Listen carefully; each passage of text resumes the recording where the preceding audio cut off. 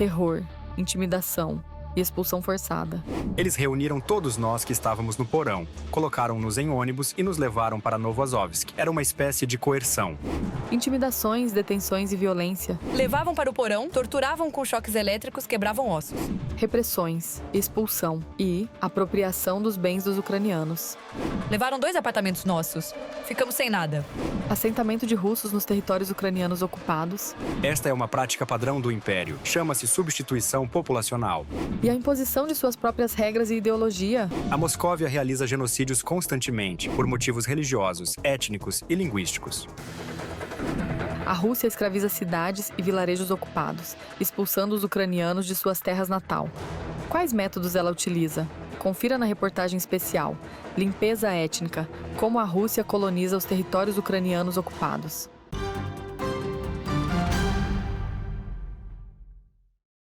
Subjugar ou expulsar. A Rússia realiza nos territórios ocupados da Ucrânia uma expansão demográfica cínica e cruel, utilizando uma série de métodos violentos e repressivos contra os ucranianos. Emissão de passaportes mediante chantagem, intimidação, perseguição, deportação e expulsão. E verdadeira extorsão. Mariupol, leste da Ucrânia. Antes da invasão russa em grande escala, cerca de 500 mil pessoas viviam na cidade. Ela se tornou um dos pontos mais quentes do país nos primeiros dias da invasão russa. Bloqueio, bombardeios incessantes e numerosas vítimas humanas. Vitaly Fedorovich tem 81 anos. Ele viu com seus próprios olhos como as tropas russas transformaram sua cidade natal, Mariupol, em ruínas. Fui obrigado a ir para uma escola no porão. E lá, no porão, sob os bombardeios, fiquei 23 dias até 23 de março. Quando os invasores chegaram, reuniram todos nós que estávamos no porão, nos colocaram em ônibus e nos levaram para Novoazovsk. Foi uma espécie de deportação forçada. Desde então, comecei a enfrentar uma situação desagradável de deslocamento de uma cidade para outra. O idoso, junto com outros moradores de Mariupol, foram deportados para a Rússia. Primeiro para Taganrog, depois foram Vladimir e Kovrov. Após alguns meses, conseguiu retornar à Ucrânia. Eu tinha uma casa própria em Mariupol, no distrito de Livoberezhny. Esse foi exatamente o distrito que foi o primeiro a ser bombardeado. A casa sofreu danos, mas não tão graves. Meus conhecidos, que foram mais afetados, se mudaram para lá. Se houver vitória, claro que eu voltarei. Me sinto atraído por Mariupol, porque é minha terra natal, não há para onde escapar. Fugindo dos bombardeios russos, cerca de 350 mil pessoas deixaram Mariupol. Abandonaram suas casas e todos os bens adquiridos, espalhando-se por toda a Ucrânia. Nos povoados ocupados, os militares russos instauraram repressão e terror. Vieram em grande número. Andavam pela cidade armados. Havia muitos deles no mercado, chechenos, kadirovtsi. Comportavam-se de forma muito arrogante. Vieram nos libertar de algo que ninguém entendia. Mas na prática, nos libertaram de tudo. Do trabalho, da casa, de tudo o que as pessoas possuíam.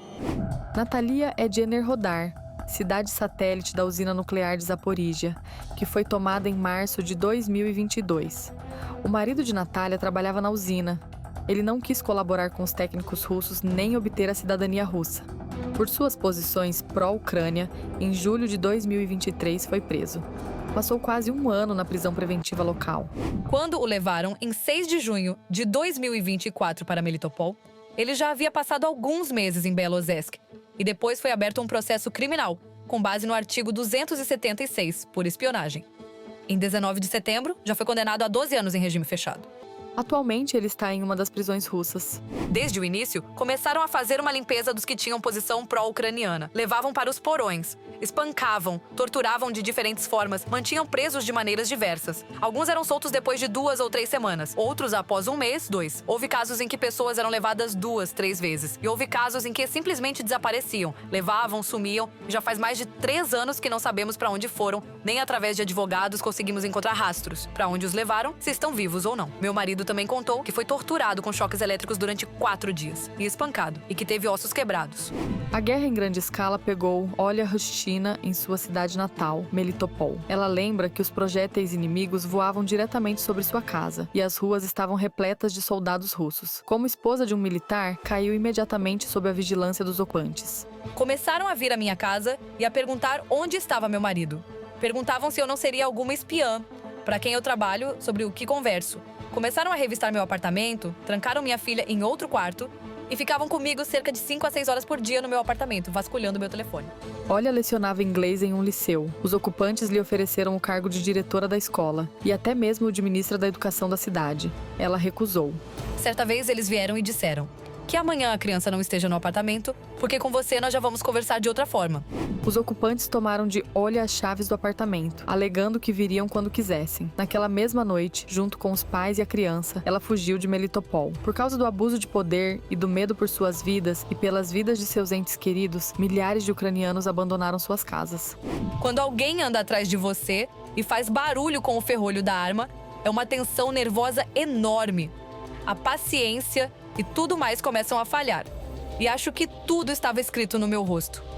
Minha atitude em relação a eles, o que eu pensava e o que queria. E depois de mais uma dessas rondas pela cidade, apenas íamos à loja, ao mercado, sem ir muito longe. Meu marido disse: vai. Repressões se tornaram uma das principais ferramentas dos ocupantes nos territórios ucranianos ocupados.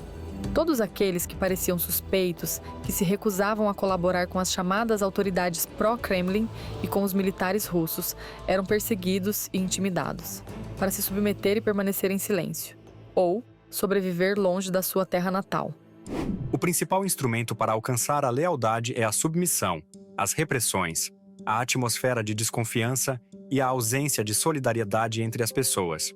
Eles substituem os verdadeiros êxitos e produzem constantemente no espaço informativo novas conquistas, ideias de grandeza da Rússia e de sua invencibilidade. Dizem que se você for obediente e leal, grandes oportunidades se abrirão para você na Rússia e você será feliz no novo país. Atualmente, sob ocupação russa, está a quinta parte do território da Ucrânia. Isso corresponde a cerca de 3.000 localidades nas regiões de Donetsk, Luhansk, Kherson e Zaporígia e Crimeia, anexada em 2014. Em todos esses lugares, o Kremlin realiza colonização, substituindo ucranianos indesejados por pessoas que podem ser facilmente manipuladas para seus próprios objetivos. A substituição é de cerca de 15% da população. Isso já configura uma situação relativamente segura para o Império. Se você substituir mais de 25%, a região se torna totalmente controlável. No sul da Ucrânia, o Kremlin se deparou inesperadamente não com uma população leal, mas na verdade com ucranianos resistentes. Isso se manifestava tanto em ações pacíficas de protesto, quanto no atraso no processo de obtenção de passaportes. Na época, foi estabelecida a tarefa de expulsar os mais ativos, ou destruí-los de um lado, do outro de povoar o território do sul da Ucrânia com cidadãos da Rússia, do Cáucaso, da Sibéria e de outras regiões do país. Os ocupantes trazem para os territórios ocupados gestores ideologicamente motivados, frequentemente sem educação formal ou experiência profissional, assim como forças de segurança, professores e médicos. Alguns vão em busca de progresso na carreira, outros simplesmente para viver em condições humanas. Neste caso, estamos falando de aposentados comuns, que seria difícil e caro manter, por exemplo, em algum lugar como Magadan. É mais simples dar dinheiro a eles para que se mudem, para a Crimeia, para as regiões de Zaporígia ou Kherson, ou para algum outro lugar e comprem uma casinha. Para essas pessoas que viviam em condições muito precárias e de repente se mudaram para um clima melhor, com melhores condições e recebem a aposentadoria do norte, a vinculação a esse território da Rússia também é uma garantia de, digamos, uma velhice tranquila. A Rússia busca, no sentido mais literal, destruir a população local e povoar os territórios liberados com habitantes de suas regiões deprimidas. Para substituir os habitantes nativos, também atraem trabalhadores migrantes. Eles recebem oferta de passaporte russo, moradia e altos salários. Segundo diversas estimativas, os invasores trouxeram para os territórios ocupados mais de 100.000 migrantes. Se falarmos sobre o Oriente Médio e os afegãos, então sim, a situação com os afegãos e os talibãs era especificamente sobre os russos atraírem migrantes, e esses migrantes, em primeiro lugar, seriam enviados para os territórios ocupados para trabalhar. Essa opção é possível, mas está relacionada apenas à Ásia Central, Uzbequistão, Turcomenistão, o próprio Afeganistão e assim por diante. A Coreia do Norte talvez em algum momento apareça como uma opção. Mariupol ucraniano foi capturado pelas tropas russas em maio de 2022 e, após violentos ataques, praticamente foi apagado do mapa. Propagandistas do Kremlin relatam com entusiasmo como a cidade renasce diante dos olhos, sendo rapidamente povoada por russos. O trabalho está a todo vapor. Dá para ouvir alguém usando um martelete. E aqui os trabalhadores continuam deixando este jardim de infância bonito. Aqui também estão fazendo reparos. Ali também. E a propósito, hoje é dia de folga, domingo. Trata-se basicamente de uma política de marginalização. Ou seja, o que os russos fazem é privar ao máximo os ucranianos da possibilidade de receber compensações, salários ou moradia, algo muito relevante para Mariupol. Derrubam ou danificam casas, ou simplesmente não as reparam após a destruição. Cedo ou tarde, as pessoas serão forçadas a sair, porque não recebem nenhuma compensação ou moradia substitutiva. Segundo ponto, desemprego para a população local. Professores do Daguestão ensinam russo a estudantes ucranianos. Médicos de regiões afastadas chegam para trabalhar nos hospitais locais. E construtores da Ásia Central constroem casas para russos. Esta é a nova realidade dos territórios ucranianos ocupados. O Kremlin paga generosamente aos cidadãos ideológicos, dispostos a ir para o Donbas ou para o sul da Ucrânia. Eles são usados com prazer na propaganda e servem como exemplo. Vieram 14 pessoas do Daguestão. Estamos trabalhando desde setembro. Pessoalmente, não notei nada de especial. Crianças são crianças. É evidente que elas perderam e deixaram passar muita coisa. Gradualmente, tentamos, de outra forma, recuperar tudo isso. Algo me atraía para cá. Queria ver essas crianças. Como incentivos adicionais, o Kremlin lançou novos programas: médico rural, professor rural, trabalhador rural da cultura e carteiro rural. Para os territórios ocupados também vão militares da Chechênia, da Buriácia, do território de Khabarovsk, junto com suas famílias. Vim atrás do meu marido e fiquei aqui. Trabalho. Moro aqui. Ativistas ucranianos de direitos humanos contaram cerca de 30 programas que favorecem a substituição de ucranianos nas regiões ocupadas. A partir de 2024, também estão oferecendo créditos acessíveis para moradia e auxílios de instalação. Hipoteca de 2% por 30 anos com entrada mínima. Para a grande maioria dos russos que acabam se mudando, esta é a única forma de adquirir uma casa própria. E é exatamente por isso que eles vão.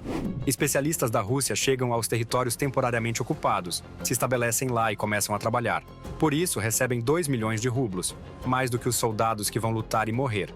Além disso, esses especialistas recebem apartamentos e salários aumentados, que às vezes são maiores do que os de professores ou médicos colaboracionistas. Aqueles que se mudaram para os territórios ocupados têm uma série de privilégios, desde acesso a medicamentos e assistência médica até as melhores vagas e empregos bem remunerados. Os ucranianos, por outro lado, são condenados a uma existência miserável.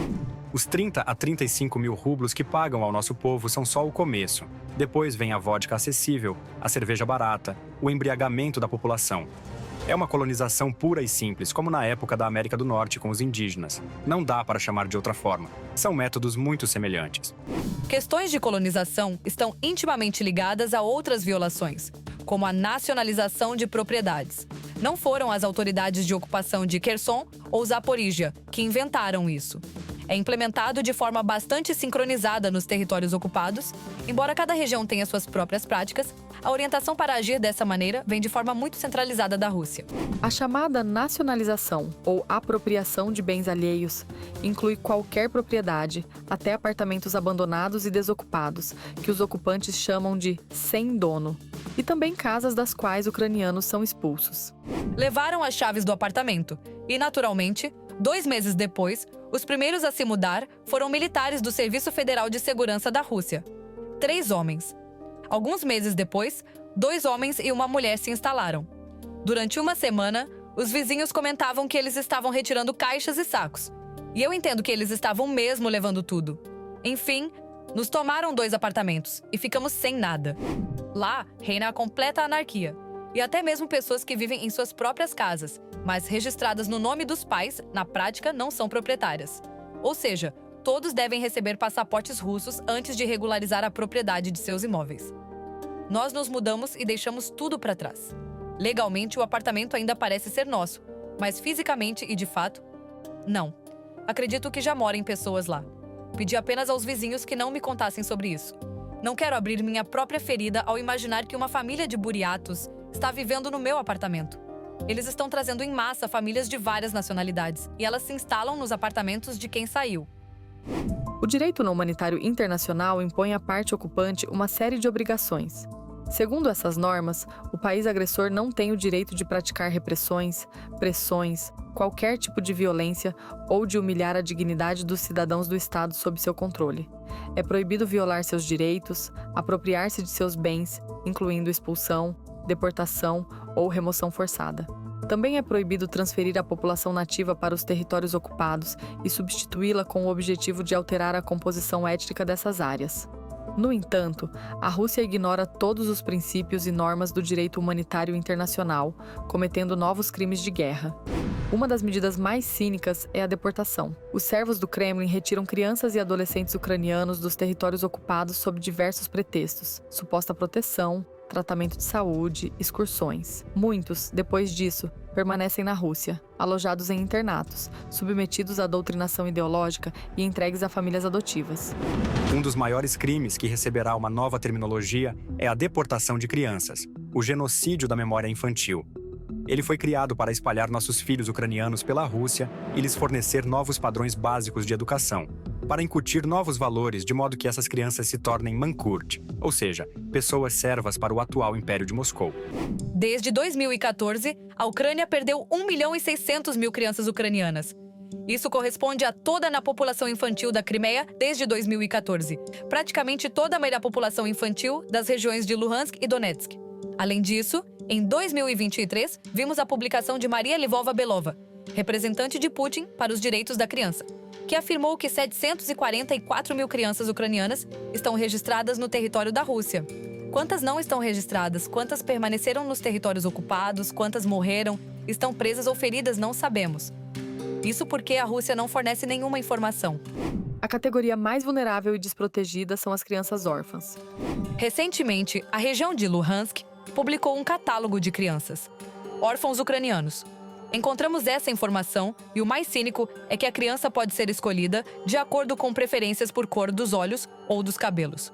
Isso significa que qualquer cidadão russo, estando em algum lugar da Chechênia, pode escolher uma bela menina de 15 anos de olhos azuis e, com um clique, registrar a propriedade sobre ela, ir e levá-la. Estamos investigando essa informação muito cuidadosamente e reunindo dados sobre essas crianças. Estudantes ucranianos nos territórios ocupados são doutrinados por programas especiais e organizações militaristas, criados para apagar a memória da Ucrânia. Isso é simplesmente uma prisão cercada por arame farpado. E por toda parte se ouvem canções de pioneiros, alguns slogans e até há uma aula na escola chamada Conversas sobre Coisas Importantes. Lavagem cerebral é feita nas crianças desde o primeiro ano. Uniformes militares, marchas, atividades relacionadas à ideia de que viver na Rússia é simplesmente o sonho de qualquer pessoa. Os russos estão subornando adolescentes. Dão-lhes acesso a coisas proibidas, cigarros e álcool.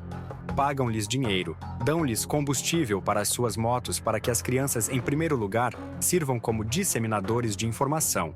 Por exemplo, para que todos se reúnam em tal lugar, a tal hora. E, por outro lado, para que as crianças vigiem, escutem, fiquem em filas. Na loja ou no mercado, andem entre as pessoas e delatem os seus conterrâneos. O Kremlin não está apenas alterando propositadamente a composição étnica da população nos territórios ucranianos ocupados, mas também a autoconsciência dos ucranianos, apagando a sua identidade nacional. Esta é uma violação em massa. Não sabemos os números, quantas pessoas nos territórios ocupados foram submetidas à passaportização forçada. Mas que se trata de milhões, isso é inequívoco. O mesmo se aplica à coação de crianças nascidas no território ocupado para obterem exclusivamente documentos russos, o que leva a que recebam automaticamente a cidadania russa. Aqueles que lá permaneceram começaram a ser literalmente reprogramados, a ter sua identidade alterada. Foi introduzida uma proibição a tudo que é ucraniano, o chamado apagamento semiótico, para que no espaço público não houvesse nada que lembrasse a Ucrânia. Isso se aplica ao idioma, à música, aos símbolos, aos monumentos, às placas com nomes de ruas e localidades, e ao retorno de monumentos a Lenin. Por toda parte surgem estelas que glorificam os chamados heróis da Operação Militar Especial, bandeiras vermelhas, bandeiras do Império Russo, bandeiras de São Jorge e, claro, a bandeira da Rússia. Pelo uso de símbolos ucranianos, uma pessoa pode ser levada para um porão, ser submetida à tortura ou até mesmo ser oficialmente perseguida, recebendo multas administrativas ou criminais, e inclusive punições penais. A colonização russa das terras ocupadas seguiu sempre o mesmo roteiro: escravizar povos originários, impor a cultura russa, substituir os resistentes por falantes de russo e explorar os recursos naturais. Nada mudou desde os tempos de Catarina II, que imediatamente após a ocupação da Crimeia pelas tropas russas lideradas por Suvorov, realizou uma limpeza étnica, deportando os gregos. Estas são as famosas colônias de Mariupol, para onde eles se mudaram, e os tártaros da Crimeia. Depois disso, começaram ações esporádicas de deportação no território da Ucrânia. A Federação Russa, ou Rússia, ou Moscóvia, como é costume chamá-la em nossas tradições, é um estado de tipo imperial, onde a base do estado é o dono. Um dono que, na realidade, é um autocrata, um governante de natureza tirânica, e todo o governo é uma hierarquia rígida, que eles copiaram em seu tempo da Horda Dourada, onde no topo está o dono, cercado pela nobreza, e abaixo vem o povo, que é, a priori, o executor de sua vontade. É um povo sem escolha, um povo sem liberdade, um povo sem nada. No caso da Ucrânia, o algoritmo já estava sendo elaborado antes de 2014, na Crimeia. Especialmente em Sevastopol, onde o número de cidadãos russos era cada vez maior por conta das famílias dos militares, dos próprios militares, daqueles que chegavam, dos aposentados e assim por diante. Foi, sabe como é, uma colonização silenciosa e rastejante. Nós temos uma antiga, bem, não é um ditado, nem uma parábola, mas uma regra antiga. Onde pisa o pé do soldado russo, ali é nosso. E já em 2014, os invasores russos anexaram a Crimeia ucraniana, realizando lá um referendo falso sob a mira de fuzis. Eu, como uma pessoa que esteve lá e viu como, por exemplo, às 8 da noite, os locais de votação onde esse pseudo-referendo foi realizado fecharam e já às 10 horas eles afixaram esses resultados, que em nenhuma circunstância seria possível contar em tão pouco tempo. Eram simplesmente números inventados. E para nós, é importante falar sobre isso, contar essa história, que não se pode falar em nenhuma livre manifestação de vontade quando há militares na sua cidade. Nos 10 anos de ocupação, cerca de 1 milhão de russos se mudaram para a península anexada, e a Crimeia se tornou uma base militar e uma das cabeças de ponte para a invasão russa em grande escala em 2022. Os experimentos conduzidos na Crimeia ocupada estão sendo rapidamente transferidos para as chamadas novas regiões, parte de Zaporíjia, Kherson, Donetsk e Luhansk. Ao ocupar ilegalmente os territórios ucranianos, a Rússia viola os direitos da população nativa, os direitos humanos básicos, bem como as suas obrigações como potência ocupante, estabelecidas pelas normas do direito internacional humanitário. Esta foi uma arma da Rússia no século XX. As deportações afetam os ucranianos ainda hoje nos territórios temporariamente ocupados. Além dos casos em que as pessoas são perseguidas por suas visões patrióticas, por suas posições conscientes em relação à Ucrânia, as deportações também atingem aqueles que eles despejam, por exemplo, da Crimeia ou dos territórios do sul da Ucrânia, para Kamchatka, para Magadan, apenas com base no fato de que essas pessoas não deveriam estar aqui porque carregam um valor, porque carregam a ucranianidade. Isto enquadra-se tanto como crimes contra a humanidade como crimes de guerra. Ou seja, é uma violação completa do direito internacional humanitário e da legislação internacional. Por que é importante para nós que haja um tribunal? Porque o tribunal é uma tentativa de avaliar as ações da Federação Russa como agressora. Pode-se falar de muitas violações, mas a sua fonte é o ato de agressão armada da Federação Russa. Este é o crime que se tornou a base para todas as violações subsequentes. As ações cínicas da Rússia nos territórios ocupados não são outra coisa senão uma limpeza étnica e uma colonização total, com o objetivo de subjugar a população nativa, apagar a identidade ucraniana e a completa destruição dos ucranianos como grupo nacional. Um verdadeiro etnocídio, o extermínio da nação, por métodos não militares, mas nem por isso menos cruéis, pois são práticas de genocídio.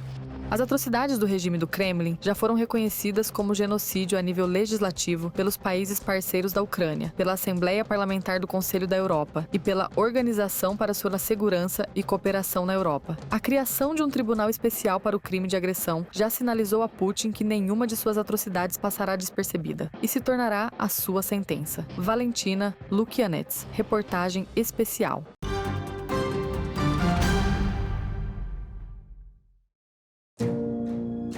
Inscreva-se no nosso canal o ATV Português e mantenha-se atualizado com os eventos mais importantes, as principais notícias da Ucrânia e do mundo, análises profundas, reportagens exclusivas e entrevistas. Tudo ao alcance da sua mão em nosso canal.